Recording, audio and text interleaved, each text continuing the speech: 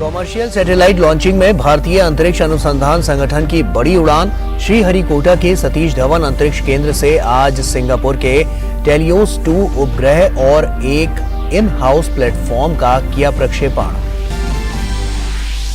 पूर्वोत्तर में कनेक्टिविटी के लिहाज से आज बड़ा दिन। अरुणाचल प्रदेश को मिले 254 दूरसंचार टावर। राज्य के 336 गांवों को मिली डिजिटल कनेक्टिविटी। हजारों लोग होंगे लाभान्वित।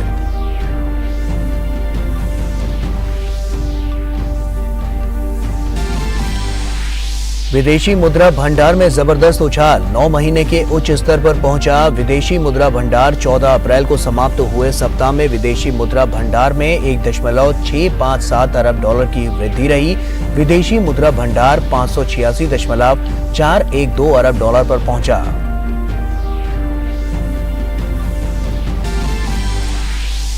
आज है अक्षय तृतीया। उत्तराखंड में आज पवित्र गंगोत्री और यमुनोत्री धाम के कपाट खुलने के साथ ही 4 धाम यात्रा की हुई शुरुआत।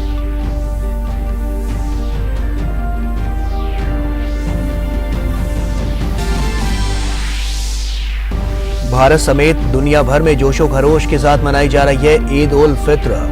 लोग एक दूसरे को दे रहे मुबारकबाद। प्रधानमंत्री नरेंद्र मोदी ने देशवासियों को दी ईद की बधाई।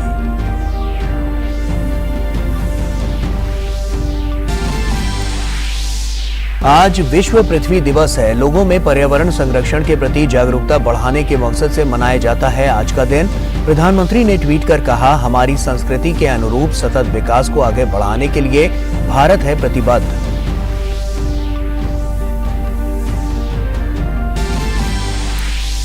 और आईपीएल में आज होंगे 2 अहम मुकाबले। दिन के पहले मैच में लखनऊ सुपर जायंट्स के खिलाफ गुजरात टाइटंस ने टॉस जीतकर पहले बल्लेबाजी का किया फैसला। वहीं दूसरे मुकाबले में मुंबई इंडियंस और पंजाब किंग्स होंगी आमने सामने।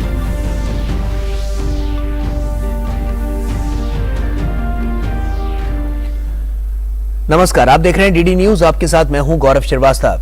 भारतीय अंतरिक्ष अनुसंधान संगठन ने शनिवार को अपने एक और बड़े मिशन पर पोलर सैटेलाइट लॉन्च व्हीकल यानी कि PSLV को लॉन्च कर दिया है। इस रॉकेट ने सिंगापुर के 2 बड़े सैटेलाइट और एक इन हाउस प्लेटफॉर्म के साथ उड़ान भरी। बता दें कि PSLV C55 mission Andhra Pradesh के श्रीहरिकोटा के सतीश धवन अंतरिक्ष केंद्र से दोपहर 2:19 पर लॉन्च हुआ। ये PSLV की 57वीं उड़ान है और PSLV कोर एलोन कॉन्फ़िगरेशन का इस्तेमाल करने वाला 16वां मिशन है। इस मिशन को TLEOS-2 नाम दिया गया है।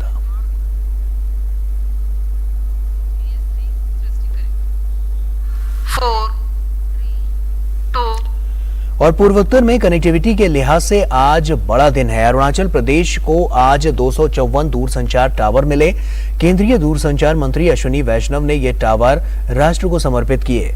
अरुणाचल प्रदेश की राजधानी ईटानगर में विधानसभा परिसर में आयोजित एक विशेष कार्यक्रम में केंद्रीय कानून एवं न्याय मंत्री किरेन रिजिजू, संचार राज्य मंत्री देवू सिंह चौहान और अरुणाचल प्रदेश के मुख्यमंत्री पेमा सिंह खांडू समेत तमाम गणमान्य लोग उपस्थित रहे। विभिन्न योजनाओं और परियोजनाओं के माध्यम से अरुणाचल प्रदेश राज्य के लिए हाई स्पीड नेटवर्क कनेक्टिविटी तक पहुंच सुनिश्चित की जा रही है। ये टावर्स उन गांवों में 4G कवरेज प्रदान करेंगे जहां ये सेवा अभी तक नहीं पहुंची है। इसके जरिए 336 गांवों को डिजिटल कनेक्टिविटी मिलेगी और 70,000 से अधिक ग्राहक इससे लाभान्वित होंगे।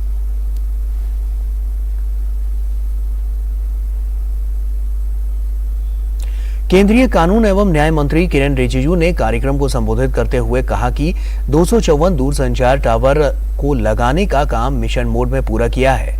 उन्होंने कहा कि निर्धारित समय सीमा के अंदर कार्य को पूरा करने में राज्य सरकार, विभिन्न एजेंसियों समेत सभी विभागों का अहम योगदान रहा है। हमने प्रधानमंत्री का लक्ष्य को कह दिया कि 2024 मार्च से पहले अरुणाचल प्रदेश में कोई गांव नहीं बचना चाहिए जो 4G कनेक्शन नहीं हुआ है। ये एक मिशन मोड में हमने टारगेट किया और सारे डिप्टी कमिश्नर ने अपने टीम के साथ पूरा मिशन मोड में काम किया।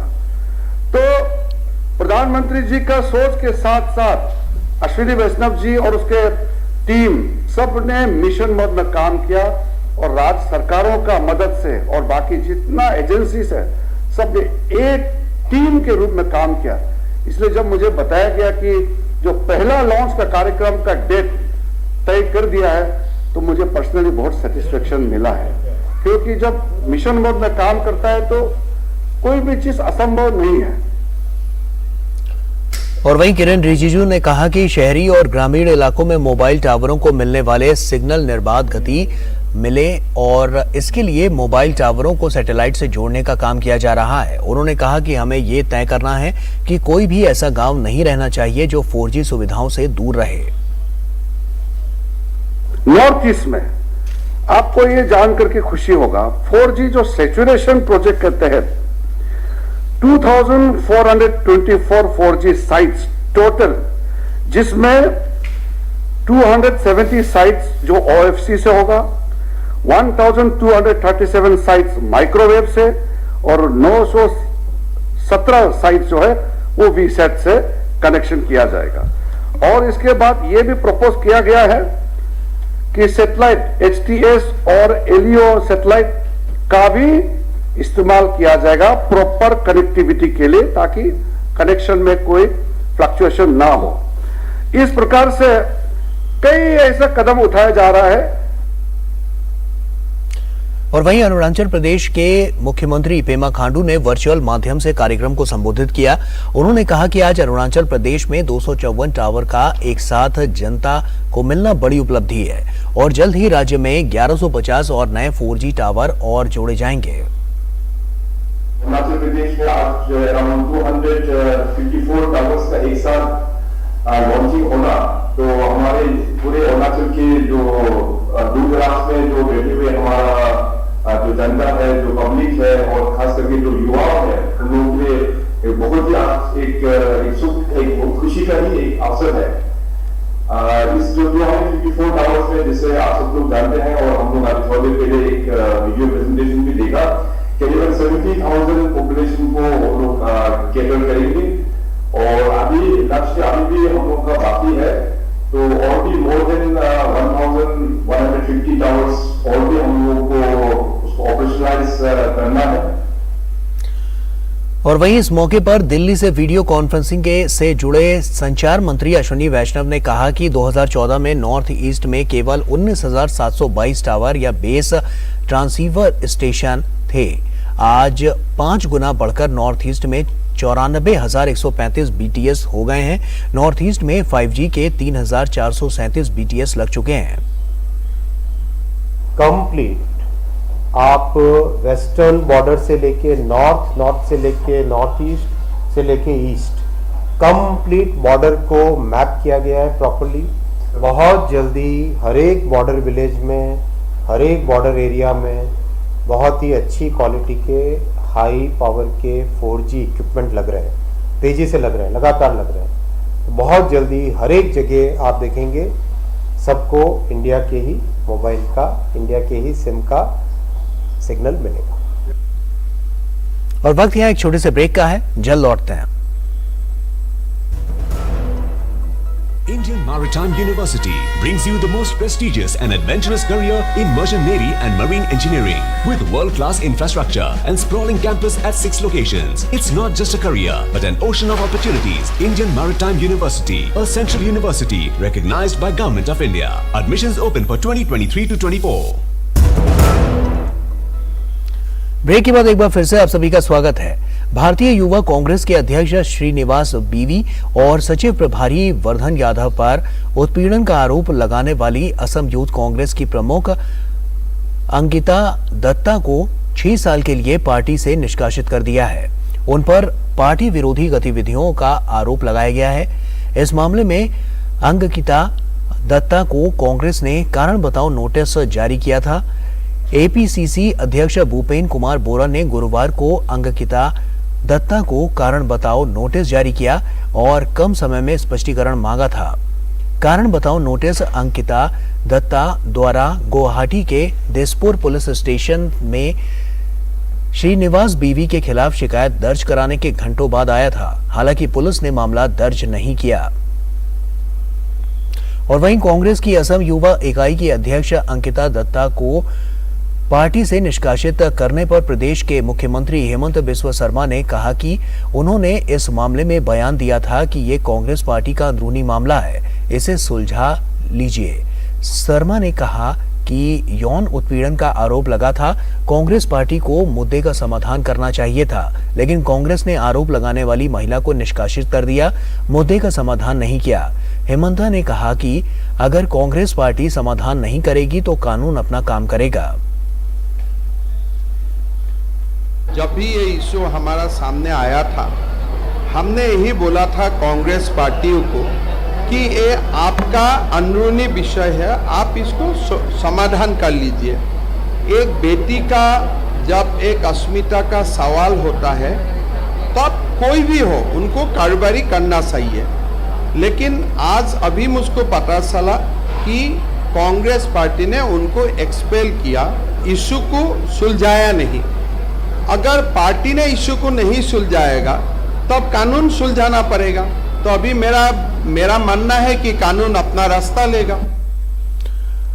और वहीं भारतीय जनता पार्टी ने पश्चिम बंगाल के उत्तर दिनाजपुर जिले के कालियागंज में एक अनुसूचित जाति की नाबालिग लड़की के साथ कथित सामूहिक बलात्कार और बाद में हत्या को लेकर तृणमूल कांग्रेस के नेतृत्व वाली पश्चिम बंगाल सरकार पर जोरदार हमला बोला है।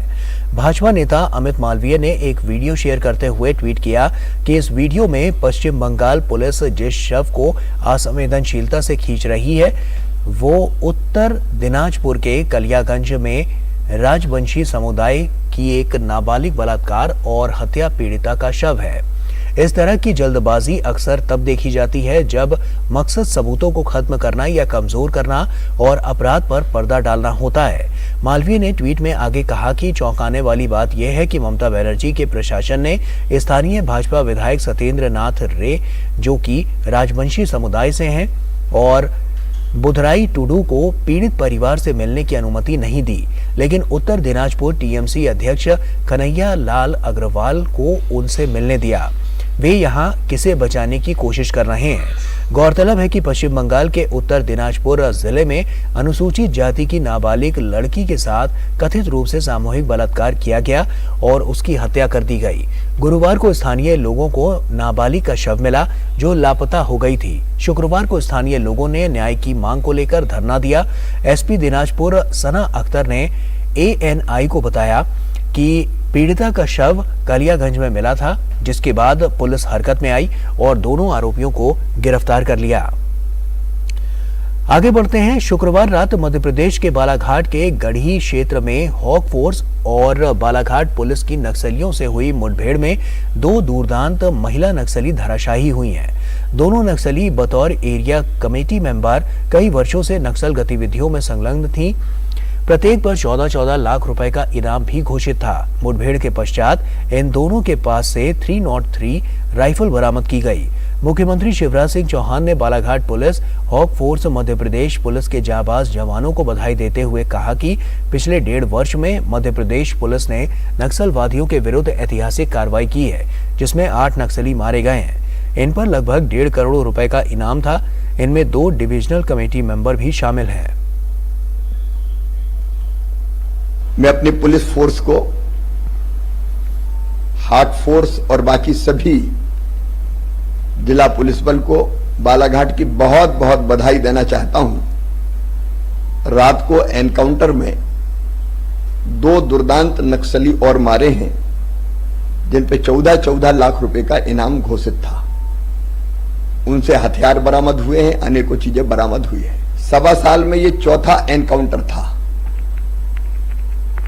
ये हमारी पुलिस की वीरता और सजगता है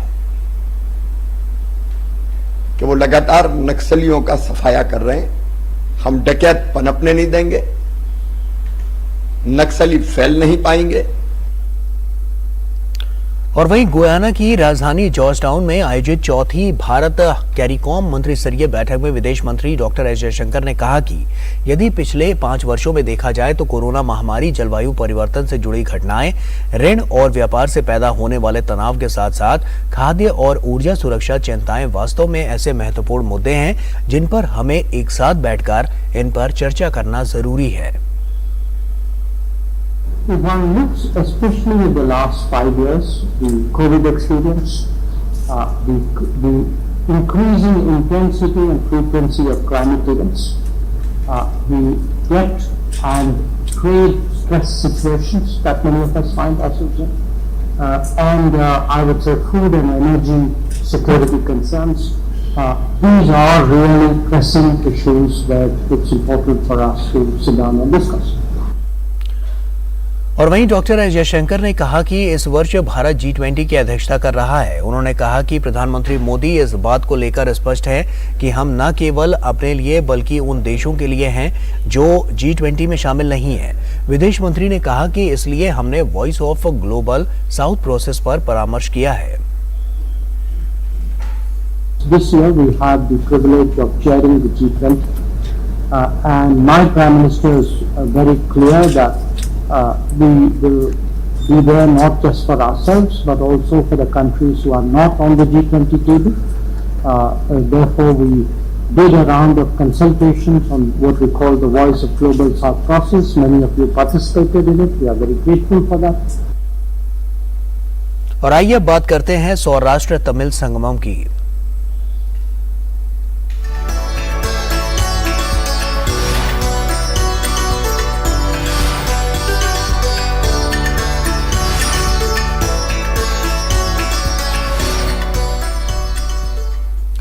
केंद्रीय मंत्री पीयूष गोयल ने सौराष्ट्र तमिल संगमम के मौके पर कहा कि प्रधानमंत्री मोदी भारत को विकसित राष्ट्र बनाना चाहते हैं, लेकिन इनकी जड़ें भारत की संस्कृति में निहित है। Prime Minister Modi has in 5 commitments that he has given on 15th August said we have to make India a developed nation, but we have to also go back to our roots, our tradition, our culture, our rich history. Your visit today is to connect Tamil Nadu and Gujarat, Saurashtra and Tamil Nadu, just like we have been connected for thousands of years. India is one.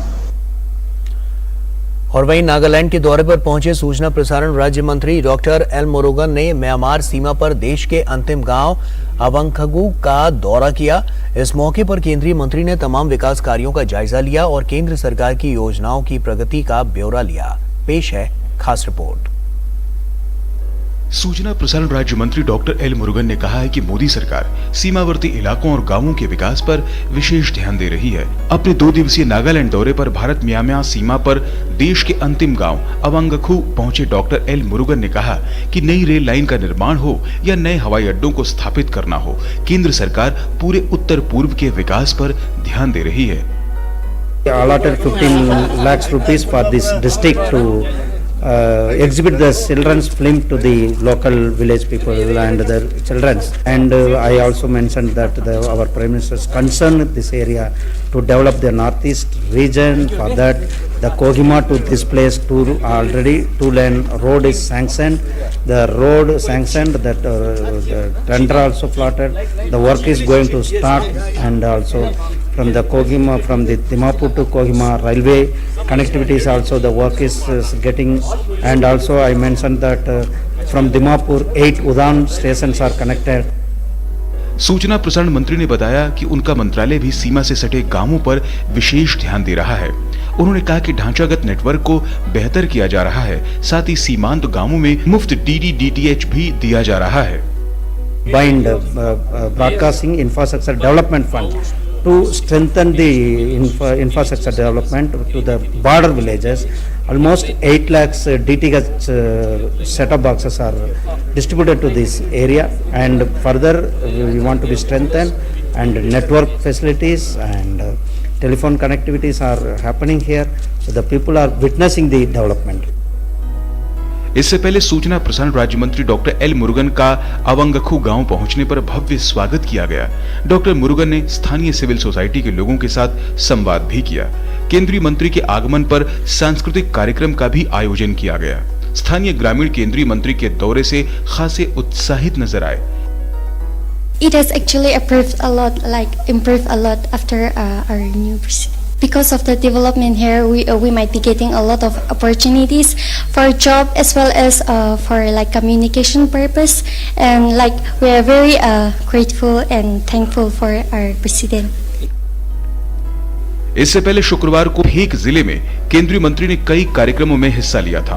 अपने दौरे के दूसरे दिन सूचना प्रसारण मंत्री L Murugan ने सीमावर्ती गांव अवंगखू सहित 2 अन्य गांवों का भी दौरा कर विकास कार्यों का जायजा लिया। साथ ही सीमा के निकट जाकर वहां के हालात का भी अवलोकन किया। गौरतलब है कि मोदी सरकार देश के सीमावर्ती इलाकों के विकास पर जोर दे रही है, जिसका साफ असर सकारात्मक बदलाव के तौर पर इन गांवों में देखा जा सकता है। जो गांव के निवासी हैं इस बात को लेकर बहुत प्रसन्न हैं कि केंद्रीय मंत्री का दौरा हो रहा है ऐसे गांव में जो भारत म्यांमार सीमा पर एक तरह से कहें पहला गांव है भारत का, और इस गांव के आसपास अब विकास तेज रफ्तार से हो रहा है। सड़क का टेंडर हुआ है, तमाम जो इंफ्रास्ट्रक्चर है वो यहां पर अब दिखाई देने लगा है, और उम्मीद बंधी है कि ये गांव विकास के लिए एक नई नजीर बनेगा, और इस तरह से जो भी सीमावर्ती गांव हैं वहां पर विकास की नई किरण तेज रफ्तार से आगे बढ़ेगी। कैमरामैन कुमार दत्ता के साथ शैलेंद्र मिश्र, डीडी न्यूज। और वक्त यहां एक छोटे से ब्रेक का है, जल्द लौटते हैं। भारतीय समुद्री विश्वविद्यालय मर्चेंट नेवी और मरीन इंजीनियरिंग में उज्जवल करियर बनाने का एक सुनहरा मौका। 6 स्थानों पर आधुनिक परिसर, विश्व स्तरीय इंफ्रास्ट्रक्चर। ये सिर्फ एक करियर नहीं, ये अवसरों का सागर है। भारतीय समुद्री विश्वविद्यालय भारत सरकार के अधीन वर्ष 2023-24 के लिए प्रवेश आमंत्रित हैं। ब्रेक के बाद एक बार फिर से आप सभी का स्वागत है। देश के विदेशी मुद्रा भंडार में लगातार दूसरे सप्ताह वृद्धि दर्ज की गई है। आरबीआई की ओर से शुक्रवार को जारी आंकड़ों के अनुसार 14 अप्रैल को समाप्त सप्ताह में विदेशी मुद्रा भंडार में 1.657 अरब डॉलर की वृद्धि रही है, और ये 586.412 अरब डॉलर पर पहुंच गया है। ये इसका 9 माह का उच्च स्तर है। इससे पिछले सप्ताह में विदेशी मुद्रा भंडार 6.306 अरब डॉलर बढ़कर 584.755 अरब डॉलर पर पहुंच गया था। आंकड़ों के अनुसार 14 अप्रैल को समाप्त सप्ताह में विदेशी मुद्रा अस्थियां 2.204 अरब डॉलर बढ़कर 516.635 अरब डॉलर पर पहुंच गई हैं। और वहीं आज अक्षय तृतीया है। हिंदू धर्म में आज के दिन की काफी मान्यता है। लोग आस्था और श्रद्धा के साथ गंगा समेत देश की तमाम पवित्र नदियों में स्नान कर रहे हैं। हिंदू पंचांग के अनुसार वैशाख मास के शुक्ल पक्ष की तृतीया को अक्षय तृतीया का पर्व मनाया जाता है। शास्त्रों में अक्षय तृतीया को युगादि तिथि भी कहा गया है। ऐसा माना जाता है कि इस दिन से कई युगों की शुरुआत हुई थी, इसलिए अक्षय तृतीया का धार्मिक दृष्टि से बड़ा महत्व है। आज के दिन सोना खरीदना बहुत शुभ माना जाता है।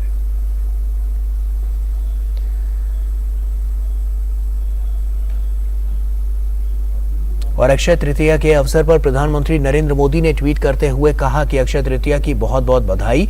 मेरी कामना है कि दान पुण्य और मांगलिक कार्य के शुभारंभ की परंपरा से जुड़ा ये पावन पर्व हर किसी के जीवन में सुख, समृद्धि और उत्तम स्वास्थ्य लेकर आए।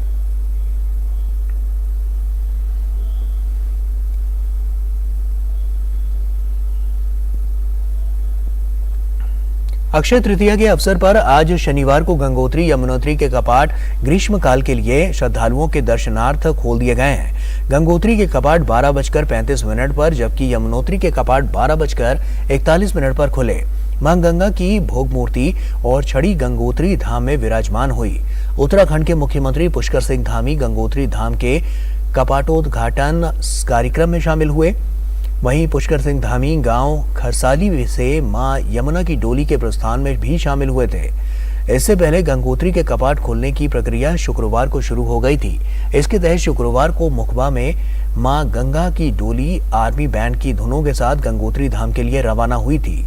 वहीं केदारनाथ और बद्रीनाथ धाम के कपाट आगामी 25 और 27 अप्रैल को खुलेंगे।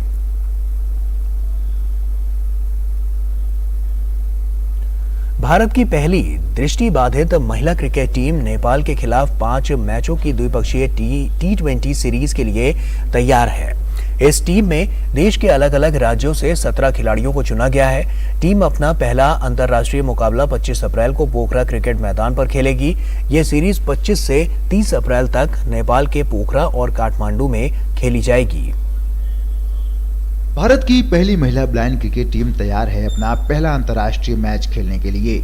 जी हां, देश को अपनी पहली महिला ब्लाइंड क्रिकेट टीम मिल गई है, जो कि इसी महीने नेपाल के साथ 5 मैचों की द्विपक्षीय T20 सीरीज खेलेगी।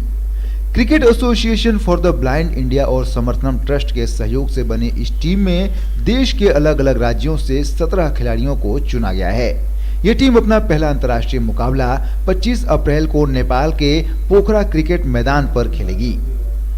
एक प्रेस कॉन्फ्रेंस के दौरान cricket association for the blind India के अध्यक्ष डॉक्टर जी.के. महंतेश ने कहा कि उनकी टीम पूरी तरह से तैयार है इतिहास रचने के लिए। साथ ही उन्होंने इस टीम को बनाने में सामने आई चुनौतियों का भी जिक्र किया। But it took 6 long years for us to organize first national women cricket for the blind in our own capital city Delhi under the leadership of Mr. Shailendra and our cap Delhi. So we didn't know it would be this soon, because within 3 to 4 years we could constitute Indian women cricket for the blind team. It is remarkable. It is a very impressive achievement for Cabby.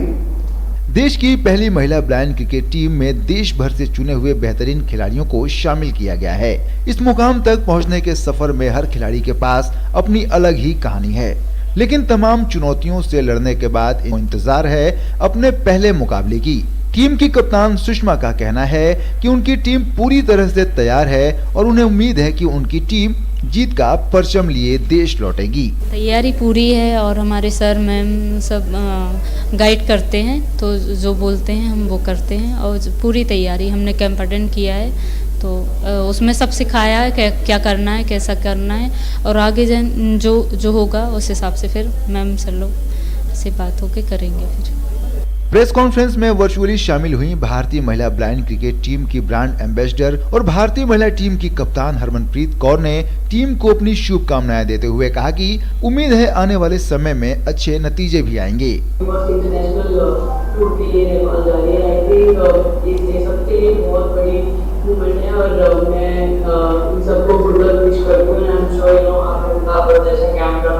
अच्छा लग रहा है, सबकी बड़ी है, so much effort to promote good cricket and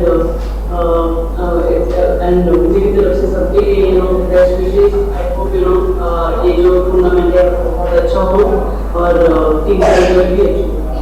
भारतीय blind महिला cricket team और नेपाल के बीच 5 मैचों की द्विपक्षीय T20 सीरीज का आयोजन 25 से 30 अप्रैल तक होगा, जिसमें 2 मैच कसकी में वहीं 3 मुकाबले काठमांडू में खेले जाएंगे।